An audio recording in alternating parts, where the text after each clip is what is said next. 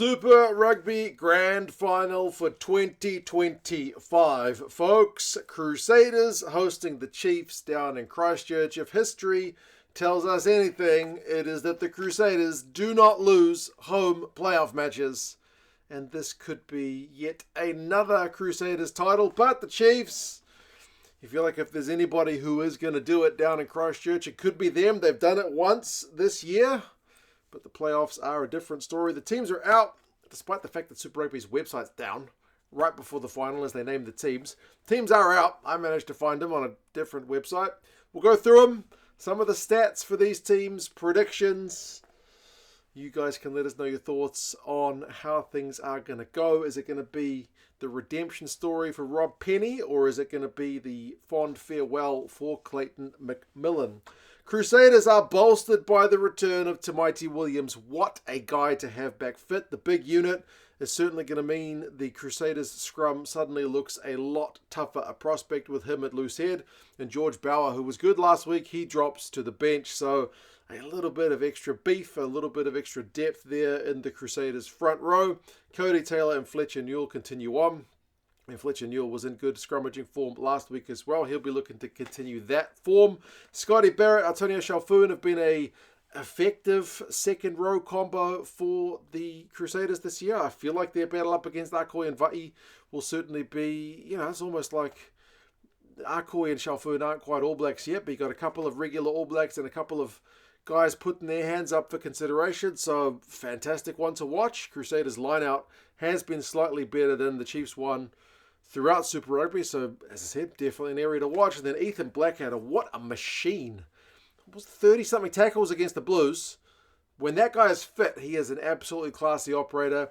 He's fit now, he's named for the Crusaders, and I feel like their chances are better for it. Tom Christie, likewise, a bit of a tackling machine. His completion rate this year is like 90%, which is phenomenal for a guy at number 7 who's asked to make a lot of work and sometimes put himself in difficult positions.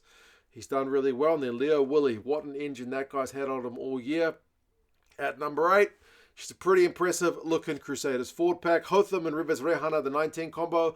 Hotham was maybe trying to do a little bit too much last week. You feel like in a final, he'll be asked just to rein it in a little bit because the Crusaders were coughing up a bit too much ball against the Blues. Havili and Enoa, not like the favourite midfield combo outside of Canterbury, I feel like. But again, David Havili, people don't like him, but geez, he looks good at Super Rugby level.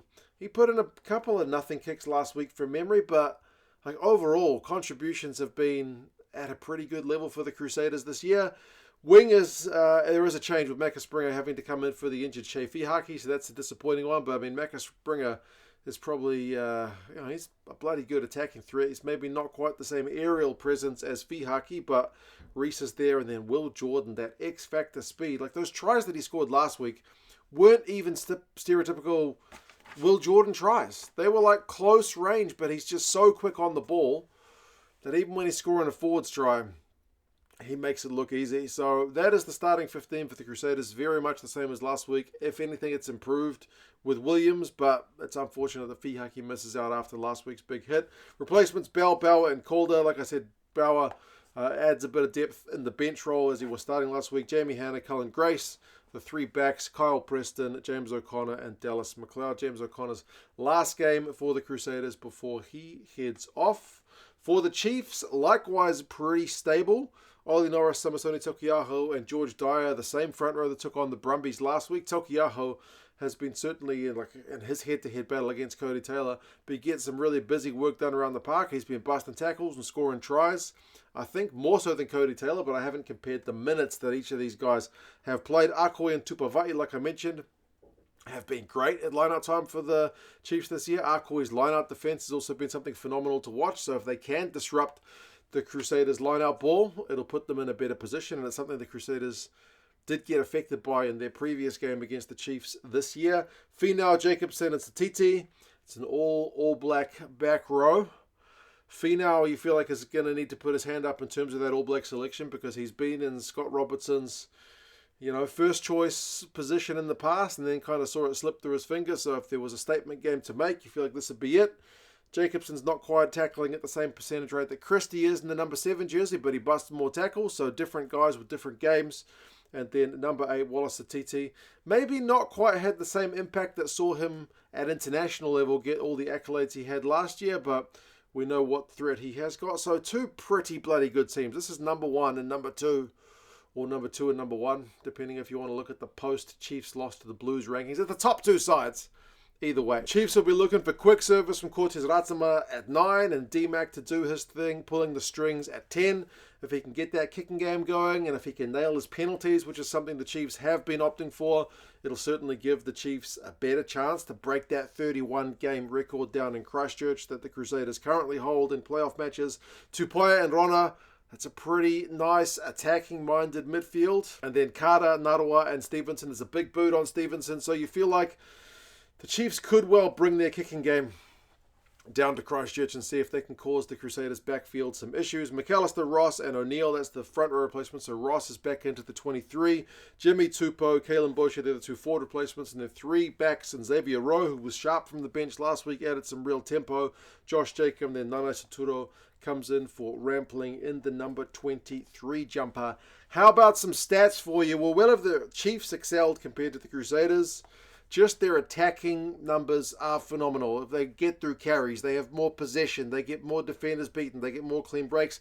Tries have been pretty much even between these 2 sides throughout the Super Rugby campaigns, and they certainly kick more penalties, do the Chiefs, than the Crusaders. But defensive numbers, the Crusaders, the unbelievable work rate, they're making like 36 more tackles a game than the Chiefs. No better example than last week against the Blues, where the Crusaders just shut my Auckland boys down. They threw wave after wave at that Crusaders defensive line, but it would not give an inch. So it's a battle of a team which loves to spin the ball against a team which is an ironclad defense. Which one works out? Well, what are the areas, apart from attack and defense, which are looking interesting? Well, the Chiefs concede slightly fewer penalties than the Crusaders. The Crusaders kick a little bit less than the Chiefs, but again, they tend to have a little bit less possession, and the Crusaders have got to be a line out than the Chiefs this year. So there's not that much between these sides. They have played once this season. It was 19 points to the Crusaders, 35 to the Chiefs, but it was a real game of 2 halves. If you remember that one, the Chiefs went behind early, 12-0 to the Crusaders. The Chiefs got a penalty in reply. The Crusaders scored again, 19-3. Just before halftime, though, the Chiefs managed to score, and then just after as well, and really took the game away from the Crusaders with a nice second half comeback. But you feel like down in a final, a team with the mentality like the Crusaders, you can't be giving them like a 12 or 19 point head start. The Chiefs would do well to get themselves on the board early, pin the Crusaders back with some territorial kicking, but as I said, the Crusaders are that kind of side that are, even on their own goal line, are quite happy to lap up the pressure and first chance down the opposition end, often more likely than not to score points. You guys let us know what your thoughts are. The predictions with the bookies, pretty much at evens, this one, which is a cracking thing for a final. The Rugby Forecast algorithm is leaning more towards the Crusaders, saying the Crusaders by 5. Remember, you're not allowed to bring your cowbells. They have been banned for this one. But yes, the Rob Penny redemption story, or Clayton McMillan's farewell before he heads to Munster. Who's going to be getting glory in this final week of Super Rugby 2025? It is already sold out down in Christchurch. Angus Gardner is the ref, 7:05 local time. It's on your usual broadcasters, and for you guys in non-traditional rugby markets like China and the Netherlands and Austria and Germany and Norway and a bunch of other locations, they'll be putting this on free on NZR Plus. So check the game out, folks. You guys let us know your thoughts on who gets this one done. Take care and subscribe to the channel. Talk to you guys again soon. See you later.